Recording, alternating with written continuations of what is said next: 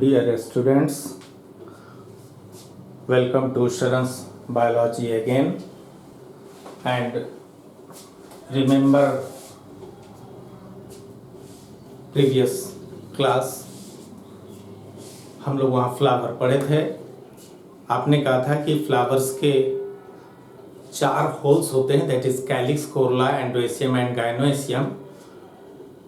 उसमें आपने कहा था कि एंडोएसियम एंड गाइनोएसियम ये दोनों रिप्रोडक्टिव होल्स होते हैं और यही दोनों रिप्रोडक्शन में भाग लेते हैं। चूँकि यहाँ हम लोग रिप्रोडक्शन इन फ्लावरिंग प्लांट पढ़ रहे हैं तो हम लोग एंडोएसियम एंड गाइनोएसियम पढ़ेंगे। तब आपने पढ़ा था कि the male reproductive organ of a flower is called androecium. पिछले वीडियो में, पिछले क्लास में आप देखें, andros mean male, then the male reproductive organ of a flower is called androecium and its unit is called stamen। हम लोग पिछले class में पढ़े थे कि एंड्रोएसियम के यूनिट को हम लोग कह देते हैं स्टैमेन। अब यहाँ पर हम लोग पढ़ेंगे stamen, microsporangium and pollen grain. कहते हैं कि प्रत्येक स्टैमेन के मुख्यतः 3 पार्ट होते हैं। स्टैमेन का जो बेसल पोर्शन होता है वह जेनरली स्टॉक लाइक होता है, डंठल नुमा होता है, और इस स्टॉक लाइक स्ट्रक्चर को हम लोग कह देते हैं फिलामेंट। प्रत्येक फिलामेंट के ऊपर एक by lobed structure like this, ये 2 लोब्स वाली इस तरह की एक संरचना होती है। ये जो बाई लोब्ड स्ट्रक्चर है इसे हम लोग कह देते हैं एंथर। जेनरली प्रत्येक एंथर में 2 लोब्स होते हैं, जैसा कि मैंने दिखाया।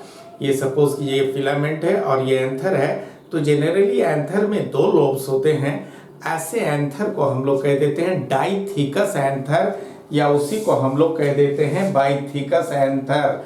हमेशा आप याद रखें कि anther having 2 lobes are called dithecous और बाइथिकस एंथर। क्लियर? कि जेनरली प्रत्येक जो स्टैमेन होते हैं उसके एंथर में 2 लोब्स होते हैं and such anthers are called dithecous anther और bithecous anther. But Malvaceae family के कुछ पौधे हैं, जैसे मालवा नेग्लेक्टा, एल्थिया रोजिया, इन सबों के एंथर में सिंगल लोब होते हैं। जेनरली आपने कहा 2 लोब्स होंगे, लेकिन मालवेसी फैमिली के कुछ पौधे हैं उसके एंथर में सिंगल लोब होते हैं, वहां 2 लोब्स नहीं होंगे, एक ही लोब होते हैं and such anther is called monothecous anther.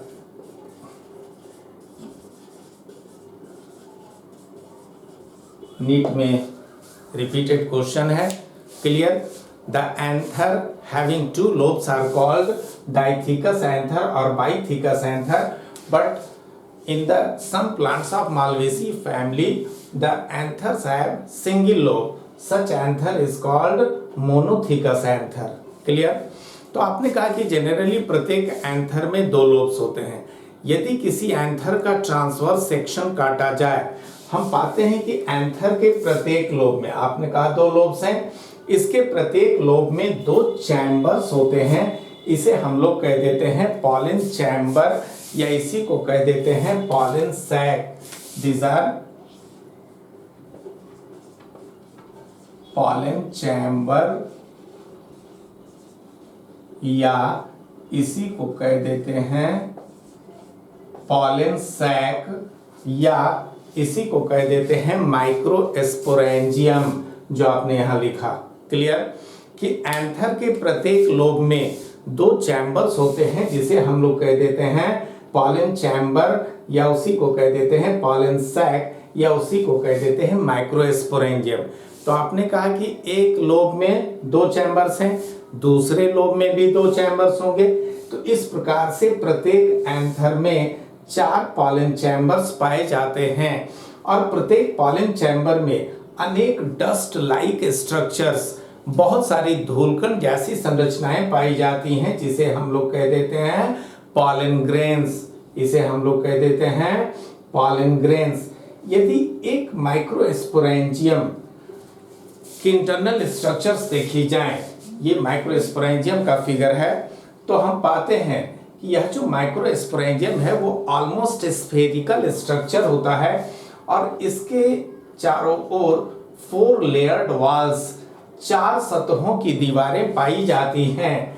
इसमें आउटर लेयर को कह देते हैं एपिडर्मिस, उसके अंदर जो उपस्थित रहता है उसे हम लोग कह देते हैं एंडोथेसियम, उसके अंदर रहते हैं middle layers and inner one tapetum.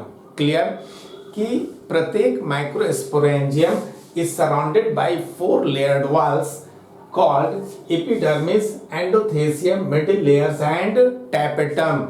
Middle layers जो होता है वो 2 लेयर्ड होता है, मिडिल लेयर्स जो है वो 2 लेयर के बने होते हैं। इसमें outer 3 layer of cells like epidermis, endothecium and middle layers, ये तीनों लेयर्स जो हैं वो प्रोटेक्शन के कार्य करते हैं, सुरक्षा के कार्य करते हैं।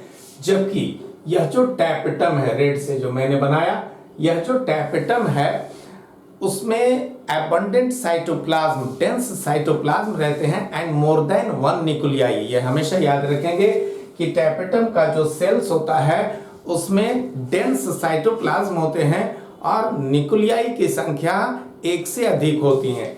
और यह जो टैपेटम है वो पॉलन ग्रेन्स के निर्माण के समय मुख्यतः नरिशमेंट देता है, उनको पोषण प्रदान करता है, भोजन देता है। क्लियर, ये हमेशा याद रखेंगे, ये भी नीट में कई बार आया क्वेश्चन कि यह जो टैपेटम है वह मुख्यतः पॉलन ग्रेन्स के निर्माण के समय न्यूट्रिशन प्रदान करता है। कहते हैं कि इस माइक्रोस्पोरेंजियम के सेंटर में यह जो बहुत सारे स्मॉल सेल्स हैं, ये जो छोटे छोटे सेल्स हैं, इसे हम लोग कह देते हैं माइक्रोस्पोर मदर सेल्स, या इसी को हम लोग कह देते हैं स्पोरोजिनस सेल। क्लियर कि यह जो माइक्रोस्पोरेंजियम है इसके सेंटर में पाए जाने वाले छोटे छोटे सेल्स को हम लोग कह देते हैं माइक्रोस्पोर मदर सेल्स, या इसी को हम लोग कह देते हैं क्या, स्पोरोजिनस सेल। क्लियर, यह माइक्रोस्पोर मदर सेल डिप्लॉइड होता है। मैंने हैप्लॉइड डिप्लॉइड का आपको कंसेप्ट बताया था।